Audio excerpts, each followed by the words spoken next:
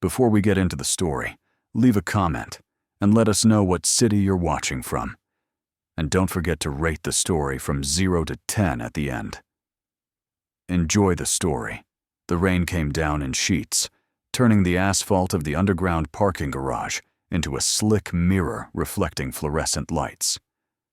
Madison Hayes gripped the steering wheel of her decade-old Honda Civic, eyes locked on the single remaining parking spot, marked with bold white letters, "Reserved CEO." She'd been circling this garage for 15 minutes, late for the most important presentation of her career, and her patience had evaporated somewhere around the third loop. The spot sat empty, mocking her. She glanced at the dashboard clock, 7:58. Her meeting started at 8:15 on the 42nd floor, and she still needed to print her materials, grab coffee to calm her nerves, and somehow transform from rain-soaked mess into competent marketing analyst. Madison made a decision. Just for 5 minutes. I'll move it before anyone notices. She swung the Civic into the CEO's spot, killed the engine, and grabbed her laptop bag from the passenger seat. Her kitten heels splashed through puddles as she rushed toward the elevator bank, already mentally rehearsing her presentation about the new social media campaign that could save 3 jobs in her department, including her own. The elevator doors were sliding shut when she heard it, the low rumble of an expensive engine. Madison turned just in time to see a sleek black Range Rover pull into the garage, headlights cutting through the dim space, heading straight for the CEO's spot, her spot. The Range Rover stopped abruptly. The door opened and a man stepped out, tall, broad-shouldered, wearing dark jeans and a gray hoodie pulled up against the rain. He looked nothing like the suited executives Madison usually saw in the building, more like maintenance or maybe a janitor, someone who definitely shouldn't be eyeing the CEO's parking space.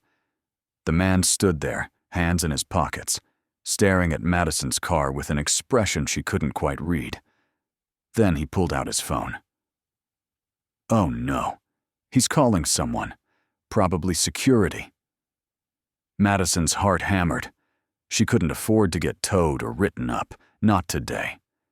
She marched back across the garage, heels clicking with false confidence, her voice sharper than intended. "Excuse me, that's a reserved spot." The man looked up from his phone, and for a split second, something flickered across his face. Surprise. Maybe amusement. Up close, he was younger than she'd first thought, maybe early 30s, with dark hair plastered to his forehead from the rain, and startlingly blue eyes that seemed to take in everything about her at once. "I can see that," he said, his voice low and calm, almost lazy. "Reserved for the CEO," Madison pressed on, gesturing at the sign. "Which means not for random people who work here. There are plenty of spots on the lower levels." His eyebrow arched slightly. "Random people. You know what I mean." Madison felt heat rising to her cheeks but pushed forward. She was already late, already stressed, and this guy in his hoodie was wasting her time. "If you move your car now, I'll pretend I didn't see you trying to take a spot you're not entitled to." For a long moment, he just looked at her, those blue eyes unreadable. Then the corner of his mouth twitched, barely, like he was suppressing a smile. "And if I don't?" Madison blinked. "Excuse me." "If I don't move," he said slowly, taking a single step closer. "What exactly are you going to do?" The question hung in the damp air between them. Madison's mind raced. She had no real authority here. She was a mid-level analyst who'd been with Crawford Industries for barely 18 months. But she'd driven through a thunderstorm, survived on 4 hours of sleep, and spent the last 2 weeks perfecting a presentation that could determine whether she kept her job or joined the unemployment line. She was not going to be intimidated by some guy in a hoodie. "I'll call security myself," she said, pulling out her phone. "I'm sure they'll be very interested to know someone's impersonating a senior executive." This time, he definitely smiled. A real one, slow and devastating, transforming his face from merely handsome to something that made Madison's breath catch despite her irritation. "Impersonating," he repeated, as if tasting the word. "That's a serious accusation." "Then move your car." He glanced at her Honda, then back at her. "You first." Madison's jaw dropped. "Are you seriously?" "I was here first. I need this spot. I have a meeting in 15 minutes that could determine my entire future at this company, and I'm not going to let some entitled janitor ruin it because he thinks he can park wherever he wants." The moment the word janitor left her mouth, Madison saw something shift in his expression. Not anger, exactly. Something more complicated. He tilted his head slightly, studying her with new intensity. "Janitor," he said quietly. "Right. That's what I look like to you." Too late, Madison registered the quality of his watch, barely visible beneath the hoodie's cuff. The way he held himself, confident, unhurried, like someone used to being obeyed. The expensive vehicle purring behind him. "Oh no. I didn't mean," she started, but he'd already turned away. "Keep the spot," he said over his shoulder, climbing back into the Range Rover. "You need it more than I do." Before Madison could respond, before she could apologize or clarify or do anything besides stand there, feeling like the world's biggest idiot, he'd reversed out and driven away, tail lights disappearing up the ramp toward the exit. Madison stood alone in the garage, rain still drumming on the concrete above. Her heart racing for entirely new reasons. She looked down at her phone. 8:04. She forced her legs to move, forced herself toward the elevator, but her mind kept replaying the encounter. The way he'd looked at her. That smile. The careful way he'd repeated her words back to her. And that watch. Even in the dim light, she'd recognized the distinctive face of a Patek Philippe. Nothing a janitor could afford. Nothing most people could afford. The elevator arrived, and Madison stepped inside, catching her reflection in the polished steel doors. Her hair was a disaster, her mascara slightly smudged, her expression somewhere between mortified and panicked. She closed her eyes and whispered to the empty elevator, "Please, please, let that have been anyone other than someone important." The elevator climbed silently toward the 42nd floor, carrying Madison toward her presentation, and, though she didn't know it yet, toward a reckoning she was spectacularly unprepared for. She'd accused the wrong person, insulted the wrong person, and called the wrong person a janitor. Because the man in the gray hoodie wasn't random staff or maintenance or security. He was Ethan Crawford, CEO of Crawford Industries, son of the founder, and as of 6 months ago, the youngest person to ever run a Fortune 500 company. And Madison Hayes had just told him exactly what she thought of entitled people who didn't know their place. Somewhere between the 38th and 39th floors, Madison felt the first real flutter of dread. She tried to shake it off, focusing instead on her presentation notes, but her hands trembled slightly as she pulled them from her bag. "It's fine. You'll probably never see him again. This city has thousands of people. What are the odds?" The elevator chimed, doors sliding open onto the 42nd floor, where floor-to-ceiling windows overlooked the rain-soaked city, and where Madison's entire future was about to get a lot more complicated than she'd ever imagined. The 42nd floor of Crawford Industries was a study in modern corporate elegance, all glass walls, minimalist furniture, and the kind of expensive silence that comes from premium sound insulation. Madison's heels clicked against polished marble as she speed-walked toward the marketing department, her laptop bag bouncing against her hip. She rounded the corner and nearly collided with her colleague and closest friend at the company, Sophie Chen. "There you are," Sophie hissed, grabbing Madison's arm. "I've been texting you for 20 minutes. Where have you been?" "Parking garage nightmare," Madison muttered, letting Sophie steer her toward the conference room. "Long story. Did I miss anything?" "Just Hendricks doing his usual sucking up to management routine. Your presentation's third on the agenda. Sophie gave her a quick once-over, frowning at Madison's still damp blazer. You look like you swam here. Feels like I did. Madison tried to smooth her hair, knowing it was a lost cause. Is Morris in a good mood? Richard Morris, their department head, was notorious for his moods, which ranged from barely tolerable to actively hostile. Sophie grimaced. Define good. He's not yelling yet, but rumor is corporate's putting pressure on our entire division. Apparently, someone way up the chain thinks we're not innovative enough.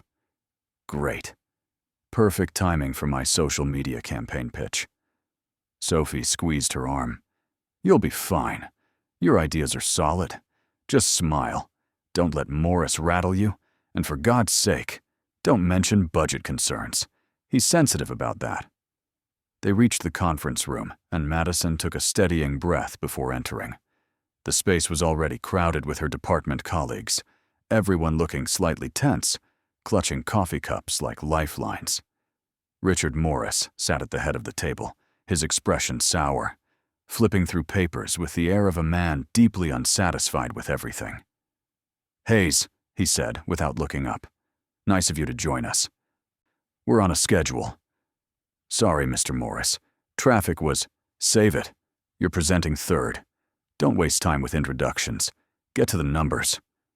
Madison slid into an empty chair, Sophie sitting beside her. Across the table, Derek Hendricks, her least favorite colleague, smirked at her. He'd been gunning for the same promotion Madison wanted, and he made no secret of his belief that he deserved it more.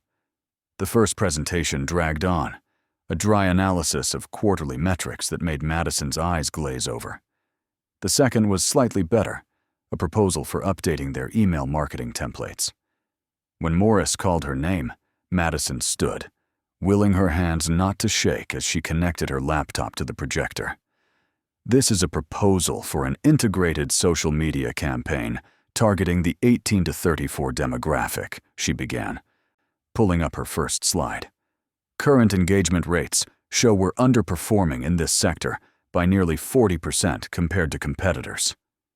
She walked them through her research, the mock-ups her team had created, the projected ROI. As she spoke, Madison felt her confidence returning. This was good work. Innovative, data-driven, exactly what the company needed. Morris's expression remained neutral, which was almost positive for him. Then Derek raised his hand. Question. This assumes we can generate authentic content that appeals to younger consumers. But aren't we at risk of coming across as, well, trying too hard? Like old people trying to be cool? Several people chuckled. Madison kept her smile professional. That's why we hire actual young people to create the content, Derek, not try to fake it ourselves. More laughs. These ones on her side. Derek's smirk faded. Morris leaned back in his chair. Budget projections? Madison pulled up the numbers she'd spent days refining. Initial investment of $300,000, with expected ROI of 200% within 18 months. $300,000, Morris repeated flatly. In this economy, for social media. For a comprehensive campaign across multiple platforms, yes. The data shows you want us to throw money at TikTok and hope for the best. Madison's jaw tightened. With respect, Mr. Morris, it's not hoping. It's strategic investment based on proven metrics from similar campaigns at... The conference room door opened. Everyone turned, and Madison's words died in her throat. The man from the parking garage walked in. He'd changed clothes, now wearing perfectly tailored charcoal slacks and a crisp white shirt, sleeves rolled to his elbows. His dark hair was no longer dripping, but styled with casual precision. Those blue eyes swept the room, landing on Madison with unmistakable recognition. Oh no. Oh no, no, no. Mr. Crawford, Morris shot to his feet so fast his chair rolled backward. We didn't expect, that is, we weren't informed. Last-minute decision, the man, Ethan Crawford, said easily. Don't let me interrupt. Please continue." His gaze hadn't left Madison. There was something in his expression, not quite a smile, but close. Something that made her stomach drop and her pulse spike simultaneously. Morris looked between them, clearly sensing something. "This is Madison Hayes, one of our analysts." She was just finishing a presentation. "Was I?" Madison's voice came out higher than normal. "I mean, I wasn't quite finished. There's more." "By all means," Ethan said, leaning against the wall near the door, arms crossed. "I'm very interested to hear what you have to say." The emphasis on very was slight, but unmistakable. Madison's mouth went dry. She looked at her presentation slides, then back at Ethan Crawford, who was watching her with the patient attention of a cat watching a mouse. She cleared her throat.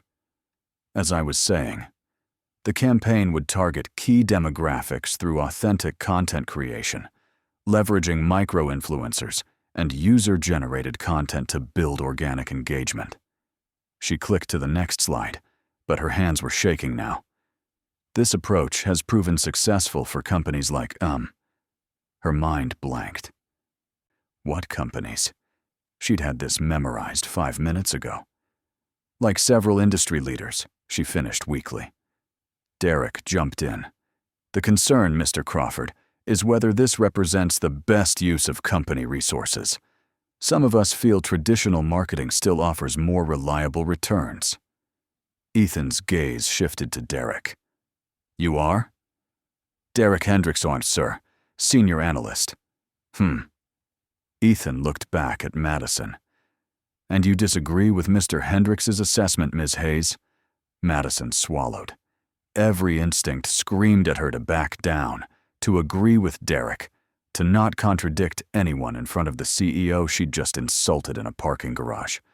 But she'd worked too hard on this presentation, believed in it too much. "Yes," she said firmly. "I do. Traditional marketing has its place, but we're losing market share in younger demographics precisely because we're not meeting them where they are. Social media isn't a gamble anymore.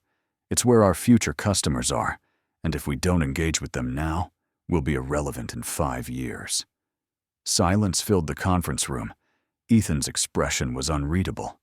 Morris looked like he wanted to sink through the floor. Then Ethan smiled. That same slow, devastating smile from the parking garage. "I agree," he said simply. The room seemed to exhale collectively. "Mr. Crawford?" Morris sounded stunned. "The campaign, it's smart, forward-thinking, exactly the kind of innovation I've been telling this division we need." Ethan straightened from the wall. "Ms. Hayes, I'd like you to expand this proposal.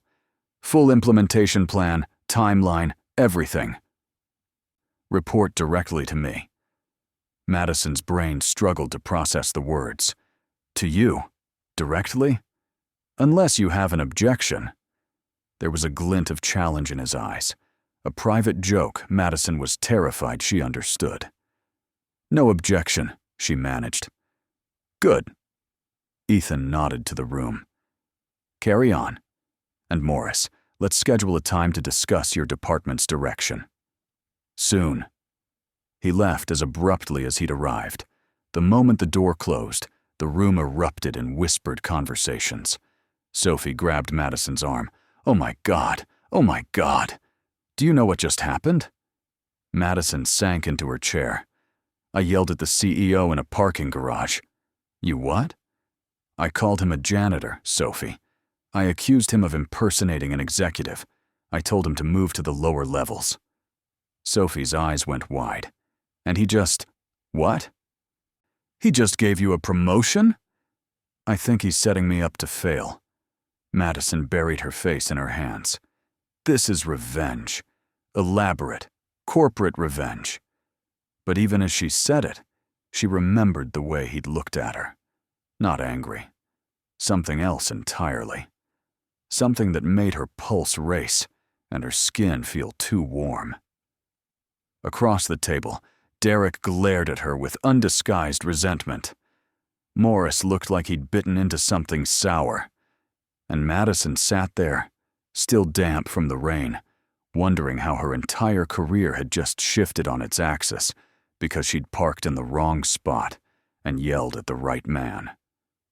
Or maybe the wrong man. She wasn't sure yet. All she knew was that Ethan Crawford was now her direct report, which meant she'd be working closely with the man she'd thoroughly insulted. The man with the devastating smile and the unreadable eyes. The man who'd looked at her like she was a puzzle he intended to solve. Madison whispered to Sophie, "I think I'm in trouble." Sophie squeezed her hand. "Probably. But hey, at least you're not fired." Small mercies. Outside the conference room windows, the rain continued to fall, washing the city clean. Inside, Madison's perfectly planned career had just veered wildly off course, and she had no idea whether she was driving toward success or straight off a cliff. For the next 3 days, Madison existed in a state of controlled panic. Working directly for Ethan Crawford turned out to mean exactly that. Direct contact, frequent emails, and a level of scrutiny that made her previous workload feel like a vacation. His messages arrived at all hours, always brief, always precise. From E. Crawford, crawfordindustries.com. Subject: Social media proposal. Need revised budget projections by tomorrow noon. Include breakdown of platform-specific costs. From E. Crawford, crawfordindustries.com. Subject: Platform analysis. This data is 2 months old. Update with current numbers. From E. Crawford, crawfordindustries.com. Subject: Meeting. My office. 3 p.m. Thursday. Bring everything. Madison spent her lunch breaks revising spreadsheets and her evenings researching case studies. Sophie watched her with increasing concern. "You look like you haven't slept in a week," Sophie said, stealing one of Madison's fries in the cafeteria Wednesday afternoon. "When was the last time you ate something that wasn't from a vending machine?" "I'm fine." "Just busy." Madison didn't look up from her laptop. And this has nothing to do with the fact that our very attractive CEO is now your direct boss? He's not attractive. The lie came out too fast. Sophie laughed. "Right. And I'm not Chinese." "Madison, every woman in this building and half the men have noticed how attractive Ethan Crawford is. It's okay to admit it." "I'm not admitting anything except that he's demanding, and I'm trying very hard not to get fired." But Sophie had a point. Madison had Googled Ethan Crawford naturally. The search results were illuminating. Harvard Business School graduate, youngest CEO in company history. Reputation for being brilliant, but ruthless. There were photos from charity galas and business conferences. Ethan in expensive suits, always alone, never with a date. One article called him Manhattan's most eligible bachelor and most impossible to pin down. The photos didn't do him justice. They captured the sharp features, the intense blue eyes, but they missed the way his presence filled a room, the intelligence that radiated from him like heat. Thursday arrived too quickly. At 2:45, Madison gathered her materials, checked her appearance in the bathroom mirror for the 3rd time, and took the elevator to the 55th floor, executive territory. The receptionist, a polished woman in her 50s named Laura, smiled warmly. "Ms. Hayes, go right in. He's expecting you." Madison knocked once and entered. Ethan's office was stunning. A corner suite with panoramic windows, modern furniture that probably cost more than her car, and an atmosphere of quiet power. Ethan sat behind a glass desk, reading something on his computer, still in his suit, but with his jacket discarded and his tie loosened. He looked up when she entered. "Ms. Hayes." "On time." "I appreciate that." "Of course, Mr. Crawford." Madison set her materials on his desk, hyper-aware of his proximity. "I have the revised projections you requested, plus implementation timelines and risk assessments." He gestured to the chair across from him. Sit. Walk me through it. For the next hour, they dissected her proposal. Ethan asked sharp questions, challenged her assumptions, pushed her to defend every number and strategy. It was exhausting and exhilarating. Madison found herself arguing back, defending her ideas with a passion she usually kept hidden in corporate settings. The influencer budget seems high, Ethan said, tapping a line on her spreadsheet. What's your vetting process? 3-tier system. We analyze engagement rates, audience demographics, and content quality. I'm not interested in paying for followers. I want genuine reach. And if an influencer turns controversial, we're tied to them in the public mind. That's why we include morality clauses and maintain the right to terminate partnerships immediately. It's standard practice now. He leaned back in his chair, studying her. You've thought this through. I've been working on it for 3 weeks. Madison met his gaze. This isn't thrown together. Something flickered in his eyes. No, it's not. Silence stretched between them. Madison became acutely aware of the city spread out below them, the late afternoon sun casting golden light across Ethan's face. Can I ask you something? His voice was quieter now. Madison's heart skipped. I suppose. That morning in the parking garage, did you really think I was a janitor? Heat flooded her cheeks. I don't know what I thought. You were in a hoodie. I was stressed. I'm sorry. It was rude and presumptuous, and don't apologize. Ethan's lips curved slightly. It was refreshing. Refreshing? No one talks to me like that. Everyone here treats me like I'm made of glass or gold. You saw someone taking a parking spot they shouldn't have and called them out. I respected that. Madison blinked. You respected me yelling at you? I respected your honesty, even if it was misdirected. He leaned forward, elbows on the desk. The truth is, Ms. Hayes, I've been looking for someone in this company who doesn't just tell me what they think I want to hear. Someone who challenges me. Pushes back. And you think that's me? Based on one encounter where I was completely wrong? I think that's exactly you. His gaze held hers. I've read your file. 3 commendations in 18 months. Your team respects you. And your ideas are good, really good. But you've been held back because you don't play politics well. Madison's throat felt tight. I didn't realize you'd looked into my background. I look into everyone I work with directly. It's not personal. Except it felt personal. The way he was looking at her felt very personal.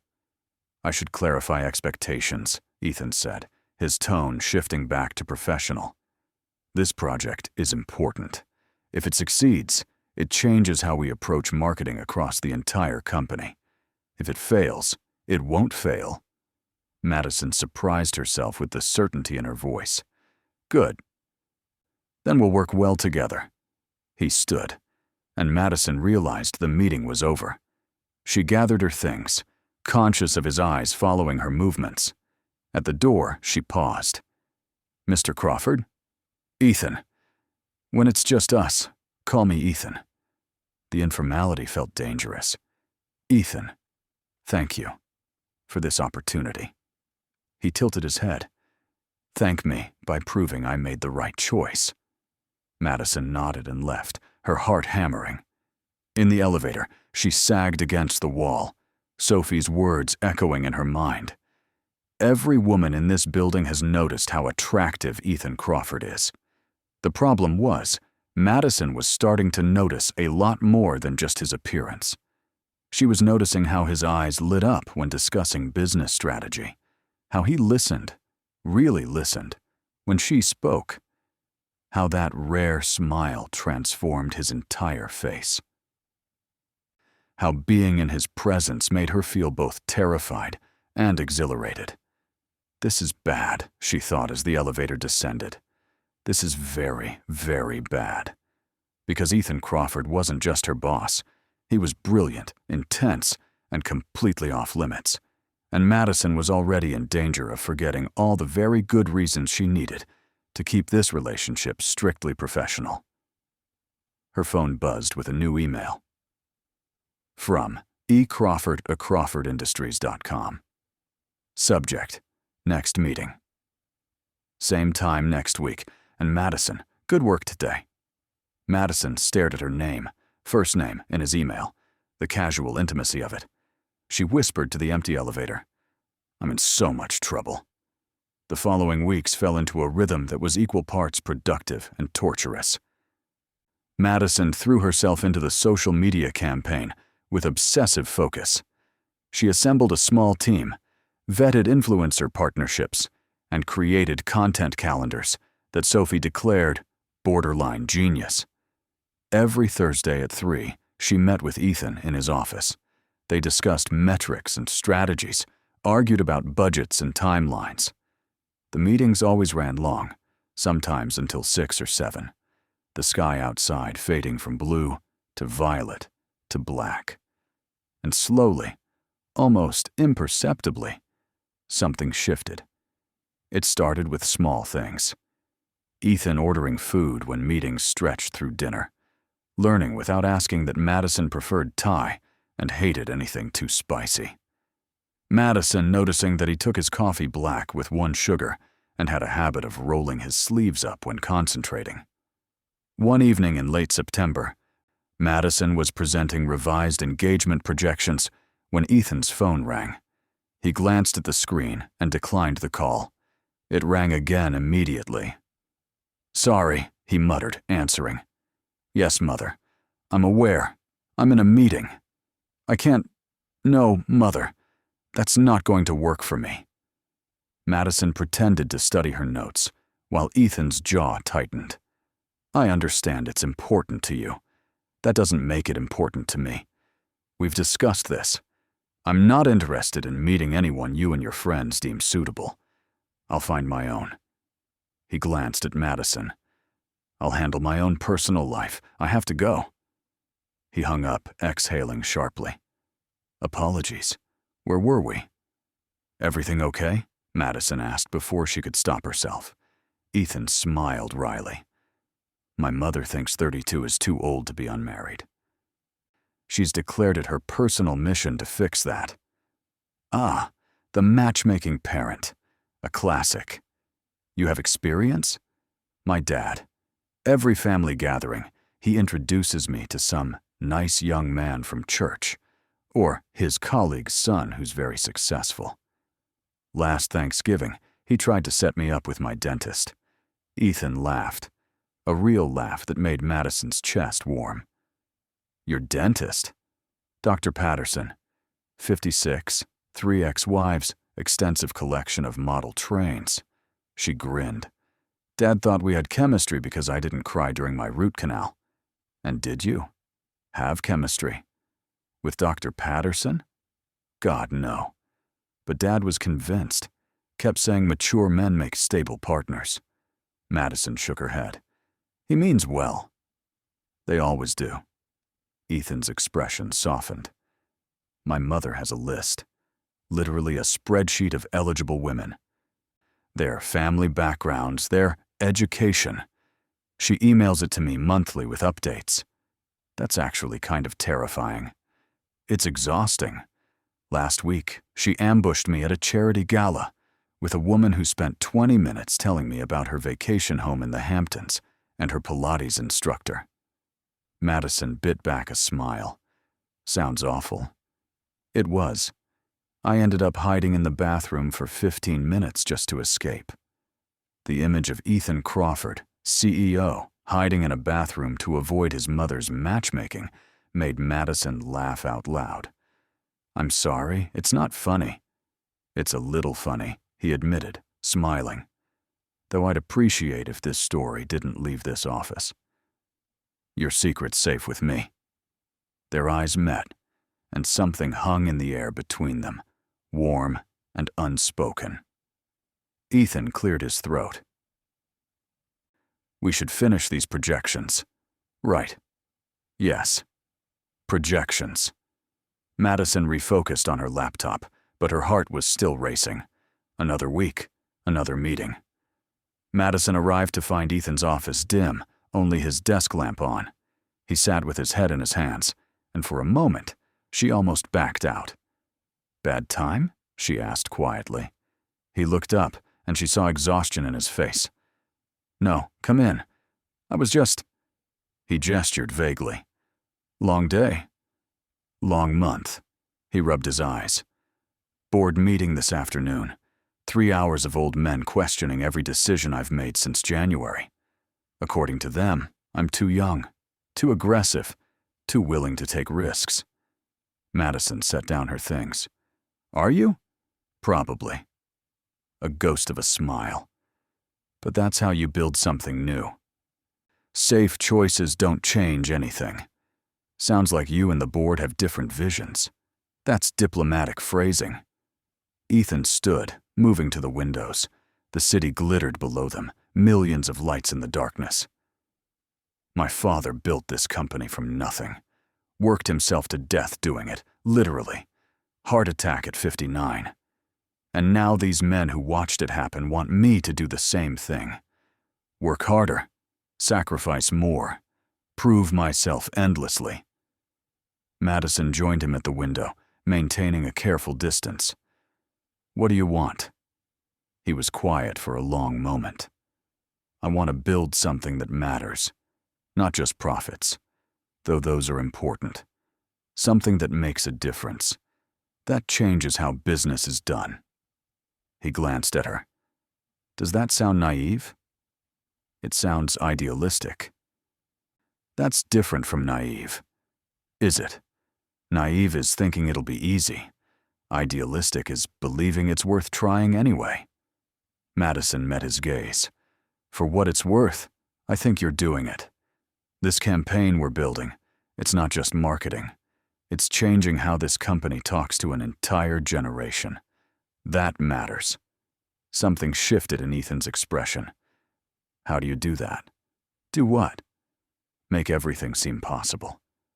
His voice was barely above a whisper. Madison's breath caught. They were standing closer than she'd realized, close enough that she could see gold flecks in his blue eyes, close enough to feel the warmth radiating from him. "Ethan, I should maintain professional boundaries," he said, not moving away. "You're my employee. This isn't appropriate." "No," Madison agreed. "It's not." Neither of them moved. The moment stretched, taut as a wire. Then Ethan stepped back, breaking the spell. "We should focus on work." "Yes. Work. That's why I'm here." Madison forced herself back to professional mode, even as her heart hammered against her ribs. They finished the meeting in careful formality, both hyper-aware of the line they'd almost crossed. When Madison left, she didn't trust herself to look back. In the elevator, she leaned against the cool metal wall. This was dangerous, not just to her career, but to her heart. Because somewhere between parking garage confrontations and Thursday meetings, between arguments about budgets and shared laughs about matchmaking parents, Madison had started to fall for Ethan Crawford. And from the way he'd looked at her tonight, standing at that window with the city spread below them, she thought, maybe he was falling too. Her phone buzzed. From Ethan Crawford. No subject. Same time next week? Madison stared at the message, her thumb hovering over the keyboard. The smart thing would be to request a schedule change, to put distance between them, to protect herself. She typed, "Yes. See you then," and sent it before she could change her mind, already counting down the days until Thursday. October arrived with crisp air and leaves turning gold. The campaign was nearly ready for launch, and Madison's team worked overtime perfecting every detail. She barely saw her apartment anymore, practically living at the office. Sophie staged an intervention on a Friday night, physically dragging Madison away from her desk. "You're going to dinner with me," Sophie declared. "Real food, real plates. No laptops allowed." They ended up at a small Italian place near Madison's apartment, tucked into a corner booth with wine and fresh bread. "Okay, spill," Sophie said, pouring them both generous glasses of Chianti. "Spill what?" "Whatever's going on with you and Crawford." Madison nearly choked on her wine. "Nothing's going on. We're working together. That's it." "Madison, I've known you for 2 years. You don't get that look on your face for just work." "What look?" "That dreamy, distracted, I'm thinking about someone look. You've had it for weeks." Sophie leaned forward. Is he really as intense as everyone says? Madison thought about Thursday meetings, about Ethan's rare smiles, about standing at his window, so close she could feel his breath. More, she admitted quietly. He's brilliant and driven. And he actually listens when I talk, not pretend listening like most executives, real listening. And he's funny when he lets himself be. Last week he made a joke about quarterly reports that had me laughing for 5 minutes. Sophie's eyes widened. Oh no. You like him? I don't. You absolutely do. You're falling for your boss. Sophie, I can't. He's the CEO. I'm a mid-level analyst. It's impossible. Why? Because relationships like that don't work. There's too much power imbalance, too much risk. And even if none of that mattered, Ethan Crawford could have anyone. Models, heiresses, women with pedigrees and country club memberships. He's not interested in someone like me. Someone like you. Madison, you're amazing. Smart, funny, gorgeous. Broke, Madison interrupted. Working 3 jobs to get through college broke. Still paying off student loans broke. Drives a car that's older than my relationship history broke. I'm not in his world, Sophie. I just visit it sometimes for work. Sophie reached across the table, squeezing her hand. First, money doesn't define worth. Second, from everything you've told me, he doesn't care about any of that stuff. Maybe not. But his world does. His mother has a spreadsheet of appropriate women. I guarantee I'm not on it. They finished dinner, and Sophie walked Madison to her car, parked on a side street. For what it's worth, Sophie said, hugging her goodnight. I think you're wrong. I think he sees exactly who you are, and that's why he's interested. Madison drove home through quiet streets, Sophie's words circling in her mind. She wanted to believe them. Wanted to believe that connection she felt with Ethan was real and mutual and possible. Her phone rang as she pulled into her apartment complex. Ethan's name on the screen. Her heart jumped. Hello? Madison. Just her name, but something was wrong.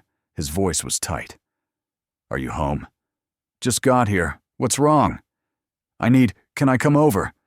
I know it's late and inappropriate, but I need to talk to someone who doesn't. What's your address? Madison rattled it off, her concern overriding everything else. 20 minutes later, Ethan's Range Rover pulled into her complex's parking lot. Madison watched from her window as he climbed out, still in his suit but disheveled, tie gone, shirt untucked. She met him at her apartment door. Up close, she saw the strain in his face, the exhaustion. Come in, she said softly. Her apartment was tiny compared to what he was used to, a studio with a kitchen alcove and second-hand furniture. She was suddenly hyper-aware of the dishes in her sink, the laundry basket by her bed. But Ethan didn't seem to notice any of it. He sank onto her couch, head in his hands. I'm sorry. I shouldn't have come. This isn't fair to you. Madison sat beside him, careful not to touch. What happened? The board. They're pushing for my resignation. The words fell like stones. What? Why? A series of what they call risky investments, including your campaign. He laughed bitterly. They think I'm reckless, that I'm running the company into the ground with untested ideas and unproven strategies. But the numbers are solid. The projections show. They don't care about projections. They care about tradition and safety and not rocking the boat. Ethan looked at her, and Madison saw something she'd never seen in him before: uncertainty. Maybe they're right. Maybe I'm too young, too arrogant. Maybe I'm destroying everything my father built. Stop! Madison's voice was firm. That's not true, and you know it. Do I? Yes. You're transforming this company, making it relevant for the future instead of clinging to the past. That's not reckless. That's leadership. She shifted closer. Those board members, they're scared. Change always scares people who benefited from the old system. But being scared doesn't make them right. Ethan stared at her. How do you do that? You asked me that before, and you didn't answer. Madison took a breath. I believe in you, in what you're trying to build. I've seen how hard you work, how much you care, not just about profits, but about people, about doing things right. That's not arrogance, that's integrity. Something broke in Ethan's expression. Before Madison could process what was happening, he'd closed the distance between them, his hands framing her face, his lips meeting hers. The kiss was desperate and tender, and everything Madison had been trying not to want. She kissed him back, her hands fisting in his shirt, pulling him closer. When they finally broke apart, both breathing hard, Ethan rested his forehead against hers. I've wanted to do that for weeks. Me too, Madison whispered. This is a terrible idea. The worst, she agreed. I'm your boss. There are rules, protocols. I know. And I don't care. He kissed her again, slower this time, deeper. Madison felt herself melting, every argument against this dissolving. They ended up tangled together on her couch, kissing like teenagers, urgent and sweet, Ethan's hands in her hair, Madison's fingers tracing the line of his jaw. Time blurred. When they finally stilled, Madison was half in Ethan's lap, her head against his chest, listening to his heartbeat. I should go, he murmured, not moving. Probably. Neither of them made any effort to separate. Madison? Whatever happens with the board, with the company, I don't regret this. She tilted her head to look at him. In the dim light of her apartment, he looked younger, less guarded. Neither do I. He kissed her forehead, then reluctantly pulled away. I'll see you Thursday. Unless you're sick of me by then. Not possible. At her door, he paused. For the record, my mother's spreadsheet can go to hell. You're the only woman I want. Madison's heart soared. She kissed him once more, quick and sweet. Drive safe. She watched from her window as he drove away, then collapsed onto her couch, touching her lips, grinning like an idiot. This was still a terrible idea, still complicated and risky and potentially disastrous for both their careers. But God, it felt right. She fell asleep on the couch, still in her clothes, dreaming of blue eyes and Thursday meetings and a future that suddenly seemed possible. Monday morning arrived with a jolt of reality. Madison woke to 17 missed calls and twice as many texts, all from Sophie. Madison, call me bientôt. Emergency. Seriously, call me right now. Madison's stomach dropped. She dialed Sophie with shaking hands. What happened? You haven't seen it? Sophie's voice was tight. Seen what? Check your email. Corporate-wide announcement. Madison opened her laptop, her sense of dread growing. There, at the top of her inbox, was a message from the board of directors. Subject: Leadership transition. Her heart stopped. Dear Crawford Industries team, after careful deliberation, the board has decided to implement a temporary leadership transition. Effective immediately, Ethan Crawford will be taking a leave of absence while we conduct a comprehensive review of recent strategic decisions. Richard Morris has been appointed interim CEO during this period. We appreciate your patience and dedication during this time of change." "No," Madison whispered. "They can't do this. There's more. Keep reading." She scrolled down. Another email. This one from Richard Morris. "All active projects under former CEO's direct supervision are under immediate review. This includes the social media campaign spearheaded by Madison Hayes. All work is to cease pending evaluation." Madison felt like she'd been punched. "They're killing the campaign. And they're making you the scapegoat," Sophie said. "Madison, Morris has been gunning for you since day one. He's going to use this to destroy everything you've built." Madison's mind raced.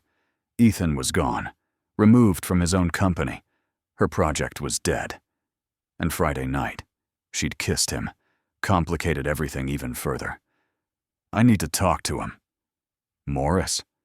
Ethan? But when she called, his phone went straight to voicemail. She tried again. And again. Nothing. Tuesday was a nightmare. Madison arrived at work to find her security clearance revoked for certain floors. Her team members avoided eye contact. Derek Hendricks wore a smug expression that made her want to throw something. At lunch, she was summoned to Morris's office. He sat behind the desk that should have been Ethan's, looking immensely satisfied. "Hayes, sit." Madison remained standing. "What's going to happen to the campaign?" "The campaign? It's done. Waste of resources, exactly as I predicted."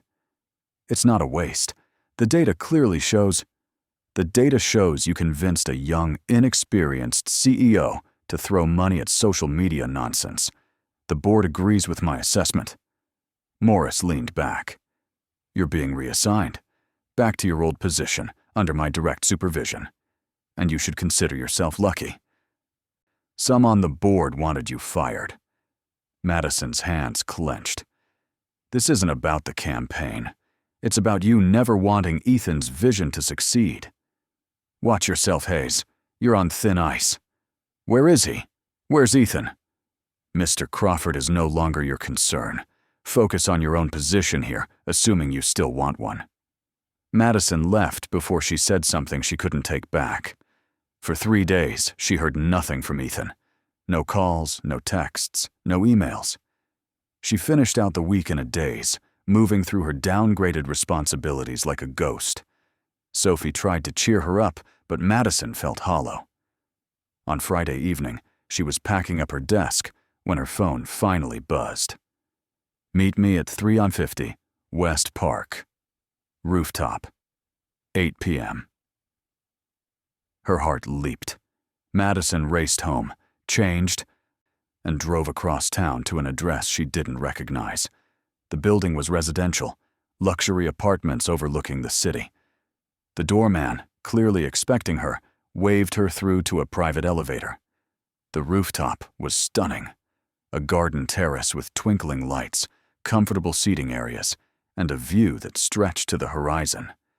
And there, standing at the railing, was Ethan. He turned when the elevator opened. He looked tired, like he hadn't slept in days, but his eyes lit up when he saw her.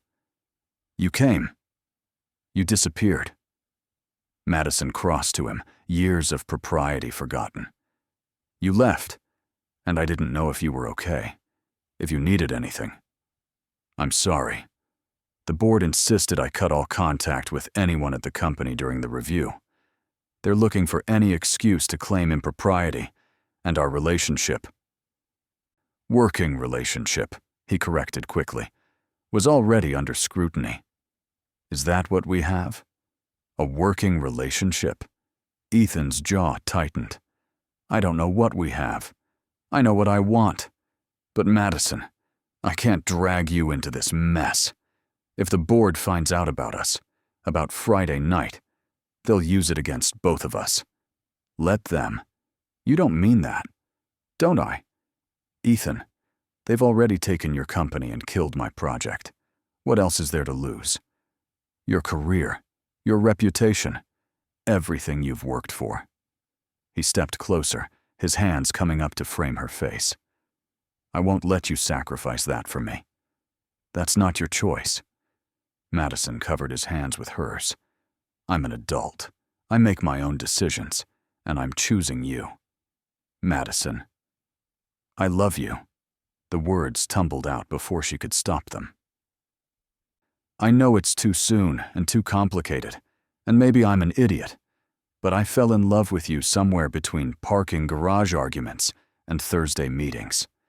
When you talked about changing the world, when you laughed about hiding from your mother, when you showed up at my apartment because you needed someone to believe in you. I love you, and I'm not walking away just because it's hard. Ethan stared at her, something like wonder in his expression. You're sure?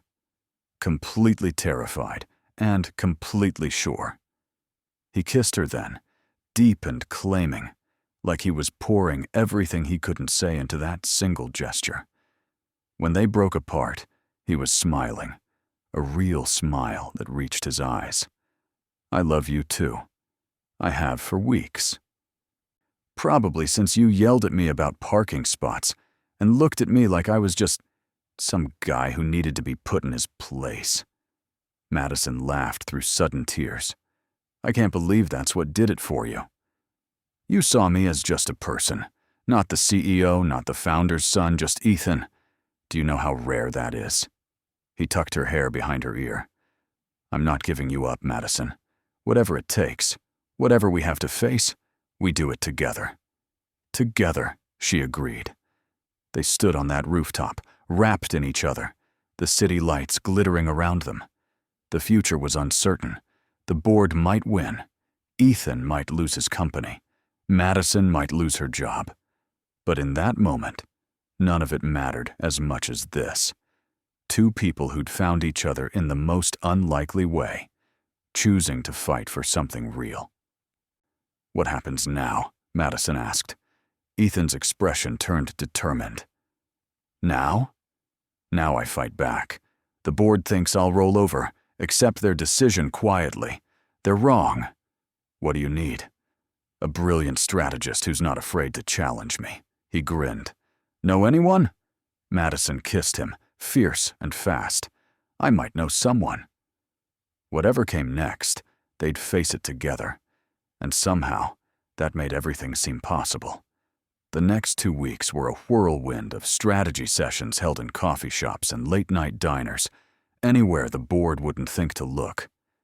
Ethan couldn't enter Crawford Industries without permission, so Madison became his eyes and ears inside. She documented everything, every questionable decision Morris made, every policy reversal, every project cancellation. Sophie helped where she could, feeding Madison information and running interference when necessary. You're playing with fire, Sophie warned one afternoon, watching Madison compile documents in an empty conference room. If Morris finds out what you're doing, you're done. I'm already done. They've sidelined me completely. At least this way, I go down fighting. Or you go down in love. Sophie's expression softened. How is he? Really? Madison thought about late-night phone calls, about Ethan's voice saying I miss you, about stolen hours in his apartment planning their counterattack. He's determined, and angry, which is good. Angry is better than defeated. And you two? You're really doing this? We're really doing this. A smile tugged at Madison's lips. Sophie, I know it's insane, but when I'm with him, everything makes sense. He makes me want to be braver, better, and I think I do the same for him. Then I hope you both get what you're fighting for. The board review was scheduled for November 15th, 3 weeks away. Ethan worked around the clock, building his case, reaching out to shareholders, and calling in every favor he'd ever earned. Madison helped however she could, but as the date approached, tension mounted. One night, exhausted from another 14-hour strategy session, they collapsed on Ethan's couch. His apartment was minimalist and modern, all clean lines and expensive furniture that somehow felt impersonal, like a hotel. You need to eat, Madison said, noting his sunken cheeks. We ordered food 2 hours ago. Which you didn't touch. She stood. I'm making you something. Point me toward your kitchen. Madison, you don't have to. Point?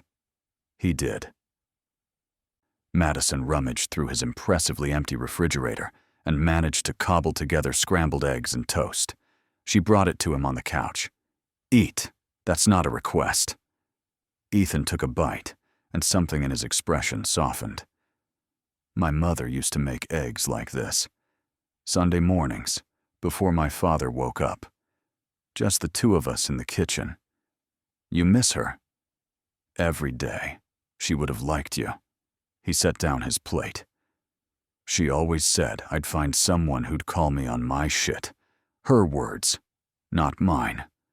Someone who'd see past the money and the name to who I actually am. I don't see past those things, Madison said. They're part of you. I just also see the man who gets nervous before presentations, who quotes obscure business books, who can't cook to save his life. The whole person, not just the public image. Ethan pulled her close, kissing her temple. What did I do to deserve you? Allegedly, parked in the wrong spot. He laughed, and Madison felt the tension ease from his shoulders. They fell asleep there, tangled together, the case files forgotten for a few hours. The morning of the board review, Madison woke before dawn. Ethan was already up, standing at his window in his suit, staring at the city beginning to light up. Ready? She asked, coming to stand beside him. I don't know. I've prepared everything I can. Now it's up to them. Then they'll see what I see. Someone brilliant and dedicated and right about every criticism they've thrown at you. She straightened his tie. Go show them who you are. He kissed her, slow and sweet. Come with me. To the review. Ethan, I'm not allowed. Come anyway. I want you there. So Madison put on her best suit and accompanied Ethan to Crawford Industries. The lobby was familiar, yet strange, like visiting a place she'd once lived. They rode the elevator to the 55th floor in silence, hands linked. The boardroom was intimidating, a long table surrounded by stern-faced men and 2 women, all watching Ethan with varying degrees of skepticism. Richard Morris sat at the head, looking smug. Mr. Crawford, you're early. I'm punctual, Richard. There's a difference. Ethan took his seat. Shall we begin? For 2 hours, Madison watched Ethan systematically dismantle every argument against him. He presented data showing improved profitability projections, testimonials from employees about company culture improvements, and market analysis proving his strategies were sound. He was brilliant, commanding the room with quiet authority. Then Morris played his trump card.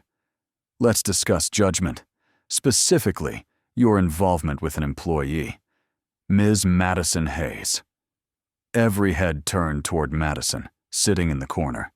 Her stomach dropped. That's irrelevant to this review, Ethan said coldly. Is it? Because it demonstrates a pattern of reckless personal behavior. Dating a subordinate, showing her favoritism, advancing her career inappropriately. It speaks to character, Ethan. I advanced Ms. Hayes because she's talented, not because of any personal relationship, which, I'll note, began after I'd already assigned her to the campaign.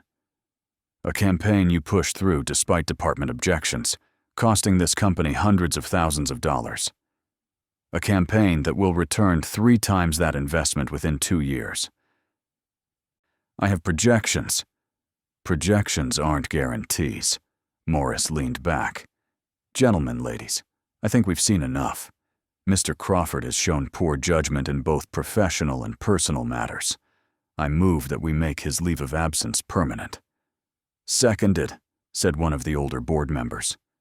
Madison couldn't stay quiet. She stood, heart hammering. May I speak? Morris frowned. Ms. Hayes, You're not part of this proceeding. Then why did you bring me up? If you're going to use me as evidence against Ethan, I deserve to defend myself and him." One of the women on the board, Patricia Tanner, nodded. "Let her speak." Madison took a breath. "You want to talk about judgment? Let's talk about it. I've worked here for 2 years. I've watched Richard Morris crush innovation, punish creativity, and sideline anyone who challenges him. When Ethan gave me a chance to present my ideas, he didn't do it because of favoritism. He did it because he actually read my proposals, something Morris never bothered to do." "Ms. Hayes," Morris warned, "I'm not finished. Yes, Ethan and I are involved, but that happened because we respect each other as professionals first. He's the only executive in this building who treats employees like people instead of chess pieces. He took risks because that's what leadership requires. And if you replace him with someone who's terrified of change, you'll destroy everything that makes this company special." Silence filled the boardroom. Patricia Tanner studied Madison with interest. "Strong words, Ms. Hayes." "True words, Miss Tanner." Patricia looked at Ethan. "She makes a compelling case." "She does," another board member agreed. "Morris, you've been pushing hard for Crawford's removal." "Why?" Morris sputtered. "I've explained. His judgment, his age, his success," Patricia cut in. "Because looking at these numbers, Crawford's strategies are working. Yes, there's risk, but there's also innovation and growth, things this company desperately needs." The vote, when it came, was closer than anyone expected, 7-5 in Ethan's favor. Madison watched relief and triumph flood his face. Morris looked apoplectic. "This isn't over," he hissed, as board members filed out. "You've made an enemy, Crawford." "I'll survive," Ethan said coolly. When the room cleared, he turned to Madison, pulling her into his arms. "You were incredible. I just told the truth. You saved me." He kissed her, not caring who might see. Patricia Tanner paused at the door. "Mr. Crawford?" "A word of advice. Keep that one close. Women who fight for you are rare." "I intend to, Ms. Tanner." Outside, Madison sagged against the wall. "I can't believe that worked." "We worked." Ethan lifted her chin. "Partners?" "Partners," she agreed. They left Crawford Industries together, walking out the front doors into afternoon sunlight, ready to face whatever came next, as long as they faced it together. 3 months later, Madison stood in Ethan's newly redecorated office, watching him pace while on a conference call. The social media campaign had launched to massive success, exceeding even her optimistic projections. Crawford Industries' stock had hit record highs, and Madison had been promoted to Director of Digital Strategy, with her own team and office 3 floors below. "Yes, I understand the concerns," Ethan was saying into his phone, shooting Madison an exasperated look. "Mother, I appreciate your input, but I'm not attending another one of your dinner parties, because I'm busy. No, not too busy for my own good, just busy. I have to go." He hung up, shaking his head. "She's relentless," Madison grinned. "Still trying to set you up?" "Always. Last week she mentioned a senator's daughter. This week it's her yoga instructor's niece. Poor Ethan, fighting off eligible women everywhere. There's only one woman I'm interested in." He crossed to her, pulling her against him. "And I'm thinking it's time my mother found out about her." Madison's heart skipped.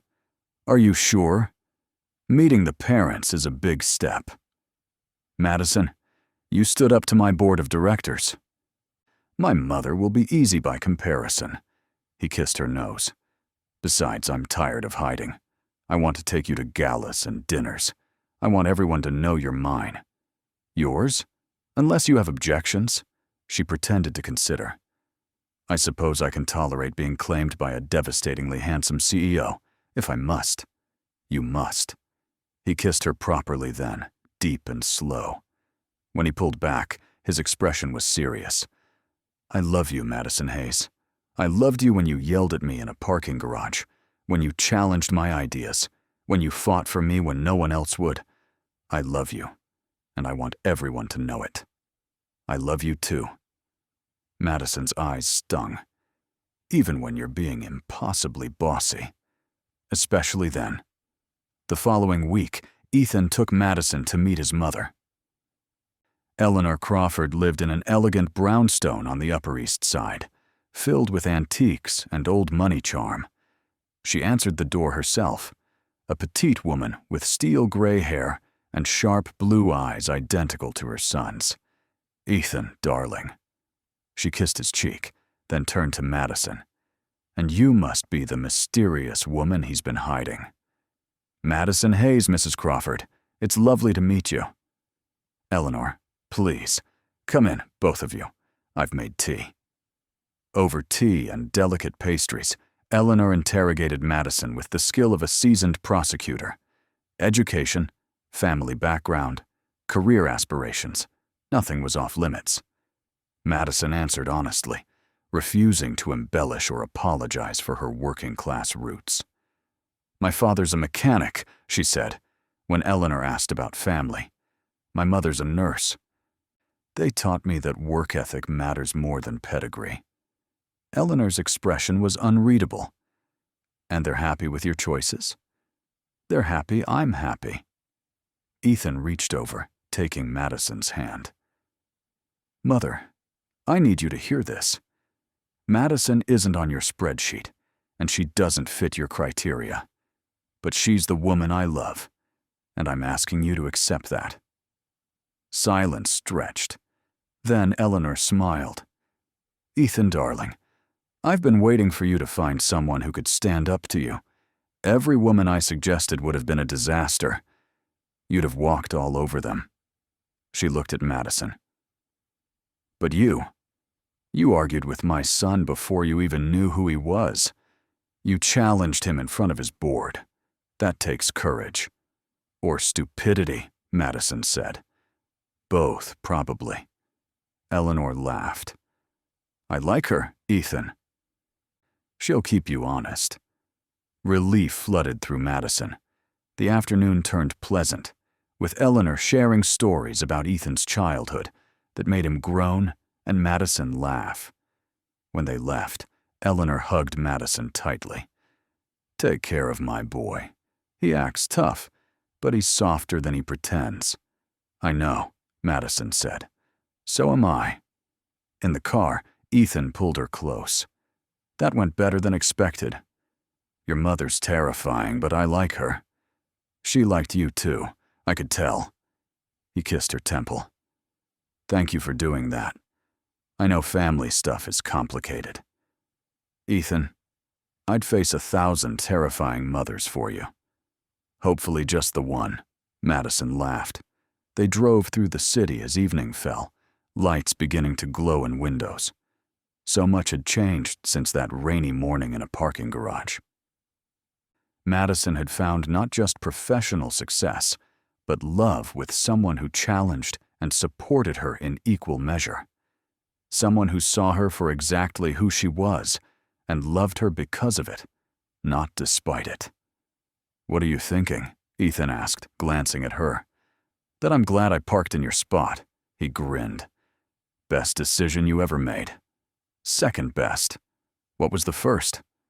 Madison met his eyes. "Choosing to fight for you." Ethan's expression softened. "I choose you too, Madison Hayes. Every day, every moment. You're it for me.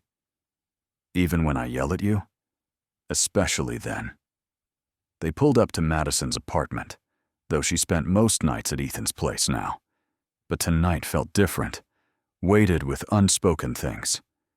Ethan walked her to her door, then hesitated. "Can I come in for a minute?" Inside, he seemed nervous. A rare state for him.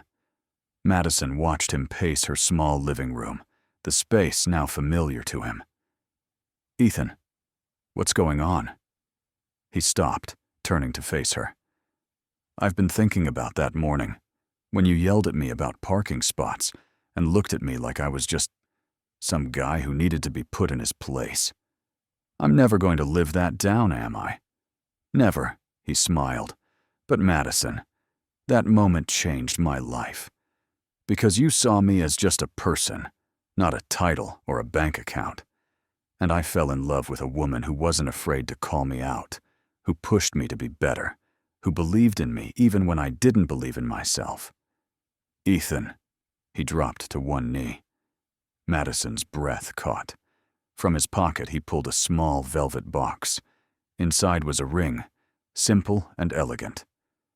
A diamond, surrounded by smaller stones that caught the light.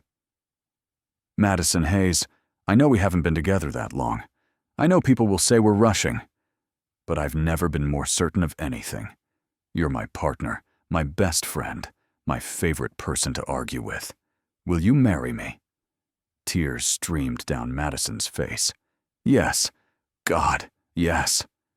Ethan slid the ring onto her finger, then stood, pulling her into a kiss that tasted of salt and joy. When they broke apart, Madison was laughing and crying simultaneously. Your mother's going to say we're moving too fast. My mother can deal with it. He spun her around, both of them giddy. Besides, she already told me she'd be disappointed if I didn't propose soon. Exact quote. If you let that girl slip away, Ethan, you're a fool. I really do like your mother. They collapsed onto the couch, Madison's head on Ethan's chest, both staring at the ring sparkling on her finger. When should we get married? Ethan asked. I'm flexible. Tomorrow, next month, whenever you want. Let's not rush everything. Maybe next spring. Perfect. He kissed her hair. Madison? Thank you for parking in my spot. She laughed, tilting her head to look at him. Thank you for being a janitor. I'm going to put that on our wedding invitations. She fell in love with me when she thought I was the janitor. Don't you dare. But she was smiling, radiant and happy. The future stretched before them, full of possibility and promise. A wedding to plan, campaigns to launch, a life to build together. And it had all started with a parking spot, a rain-soaked morning, and a woman brave enough to tell off a man in a hoodie. The best mistakes, Madison thought, are the ones that lead you exactly where you're supposed to be. The engagement party happened 6 weeks later at Eleanor Crawford's brownstone, which she'd insisted on hosting, despite Madison's protests that something smaller would be fine. Nonsense, Eleanor had declared.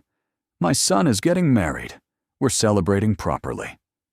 Now Madison stood in an elegant dress Sophie had helped her pick out, surrounded by people from both her and Ethan's worlds. Her parents had driven in from Pennsylvania, her father looking uncomfortable in his rarely worn suit, her mother beaming with pride. Your CEO is very handsome, Madison's mother whispered, not so quietly. Mom, please. I'm just saying, and polite. He helped me with my coat. Her mother squeezed her arm. I'm happy for you, sweetheart. He looks at you like you're the only person in the room. Madison glanced across the party to where Ethan was talking with her father, both men laughing about something. Her heart swelled. I'm happy too, Mom. Sophie appeared with champagne. Your fake engagement party is much fancier than my real wedding was. Just saying. It's not fake. I'm teasing. Sophie clinked glasses with her. Seriously, though, I'm so happy for you. You deserve this. As the evening progressed, Madison found herself telling the parking garage story again and again, to the delight of guests who couldn't believe that was how she'd met Ethan. She called you what? Patricia Tanner from the board asked, laughing. A janitor, Ethan confirmed, his arm around Madison's waist. And told me to park on lower levels with the other random people. I was stressed, Madison protested, and it's your fault for dressing like that. I was exercising. Normal people exercise. Normal CEOs don't exercise in parking garages. Their banter drew laughs from the circle of listeners. Later, Ethan's best man, a college friend named James, pulled Madison aside. "I need to thank you." "For what?" "For bringing Ethan back.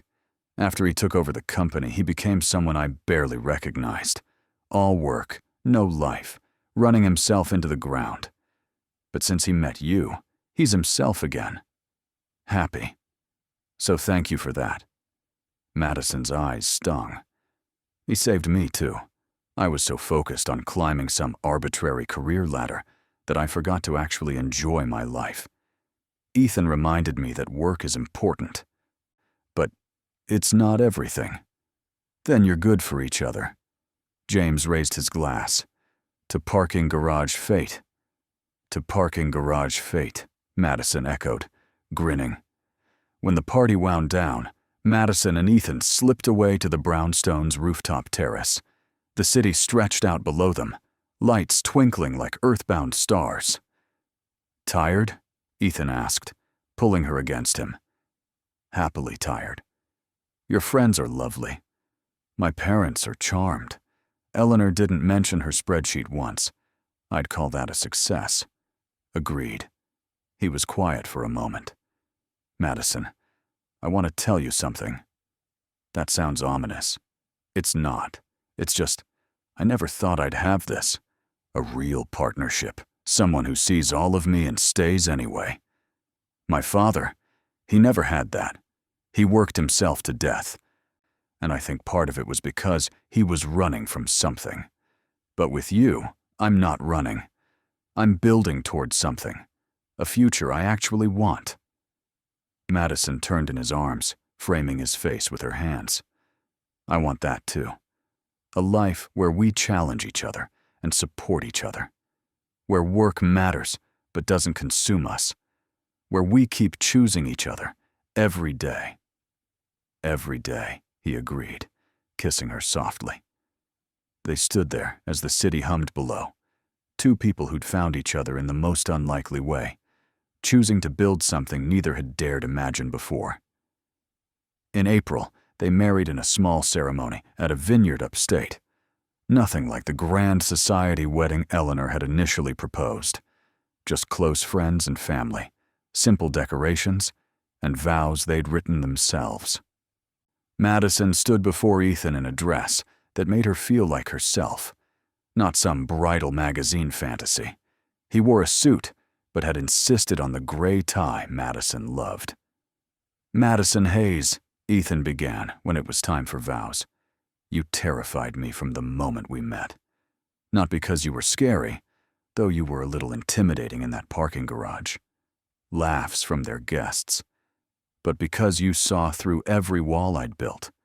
You challenged me to be better, to be real. You fought for me when I couldn't fight for myself. And you loved me.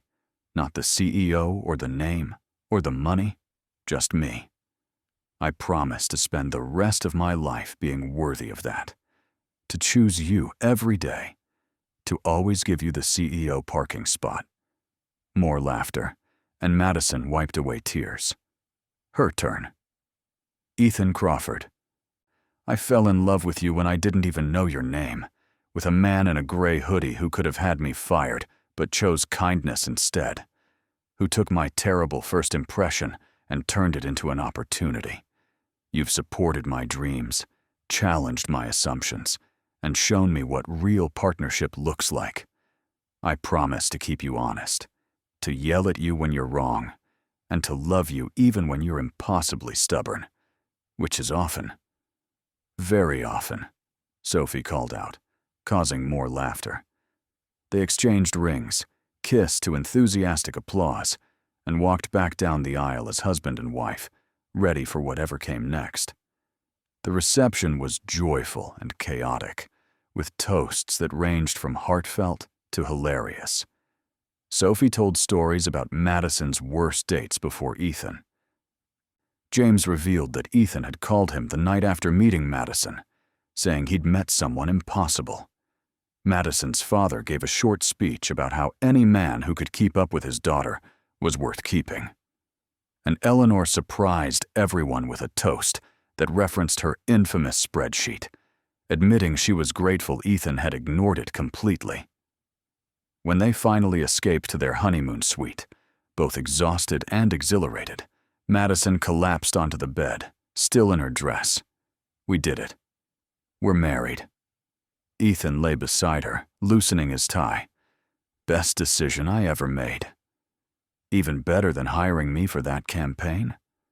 That was the second best decision. He rolled to face her. The best was parking in the CEO spot that morning. You weren't parking. I was. Semantics.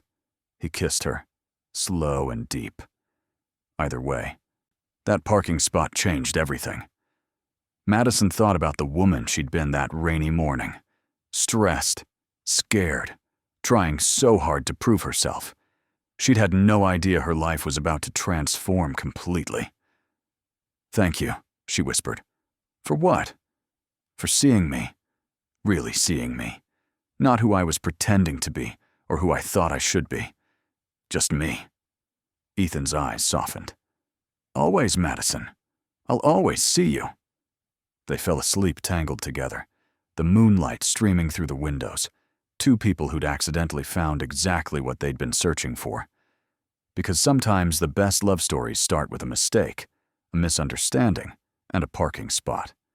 Sometimes they start with someone brave enough to yell at a stranger in a hoodie, and someone kind enough to fall in love with that bravery. And sometimes, if you're very lucky, they lead you exactly where you were always meant to be, even if you never saw it coming. Madison and Ethan had found their unlikely beginning. Now they had the rest of their lives to write the rest of their story together. Before you go, don't forget to rate this story from 0 to 10 in the comments, and let us know which part touched your heart the most.